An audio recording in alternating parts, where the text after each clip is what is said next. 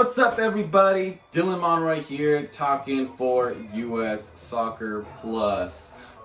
So, what are we talking about? Well, if you notice the jerseys on the top on the wall, we're talking US men's national team. But what I'll get into in a sec.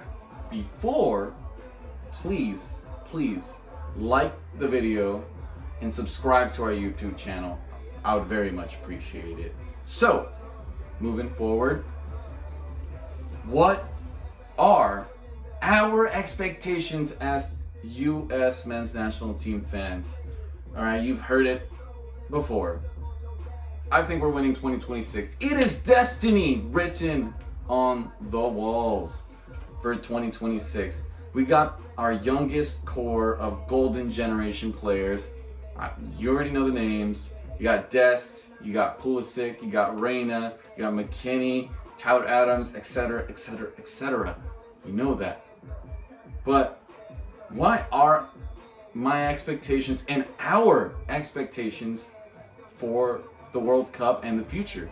Well, I think the expectations are that we win the World Cup, and we should be expected to win the World Cup. At the very least, compete as like a finalist or a semi-finalist. We need to be a competitor. We need to be one of those teams in the world that are constantly there. Because if USA has any sort of tradition when it comes to sports, it's that they've developed these big sports leagues, big sports brands, and they make it a big thing. Champions, you know? They have the best players. Some of our Olympian athletes are the best ones come from the US. I think it was this just past Olympics in Tokyo that we won the most medals in the world. Like, we are recognized for winning, for having great athletes. And soccer is no different, and it has shown over the years. You've heard me talk about the explosion of US soccer and how much the popularity has grown over the years. The numbers for MLS show it alone, that there are more viewers that, you know, come to watch the game. And let's not forget, social media didn't just come into our lives 20 years ago or whatever when I started watching soccer. It just happened like 10 or so years ago, if not a little bit more. And it was the very beginning, and it caused an explosion of information.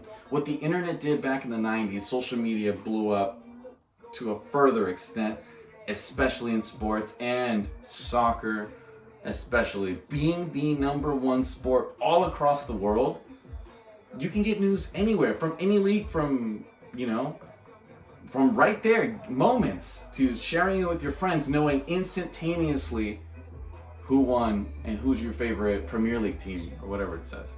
So it's a great form of knowledge that we've learned to gain after all this time. And what does that have to do with our expectations? Well, it's increased our knowledge as a whole audience, as a fan. We used to love our team and have passion for our team, but when we start really focusing on the ins and outs of soccer, the transfer window, other leagues, other teams, other tactics, other styles of play, we've just subconsciously absorbed all this soccer material as soccer fans and put into our minds that we can do that too, we're capable, and why aren't we holding our players to those expectations? And I think this is that group. This is that group of players that is just young enough to really know soccer as a big kind of thing in the United States, and it's only continuing to grow. And the fandom is no different. We are all learning, we are all demanding of our soccer team, and 2022 is a test run. You know, it's a rough draft of what our team's gonna look like for 2026, because we expect the best. We expect, you know, Ballon d'Ors, we expect championships, we expect World Cups, plural, because being the nation that we are, I don't want to be arrogant, but we've been pretty good at multiple fields, sports and otherwise. So soccer should be no different. We as Americans out there should hold the expectations, and the standard needs to be raised way higher.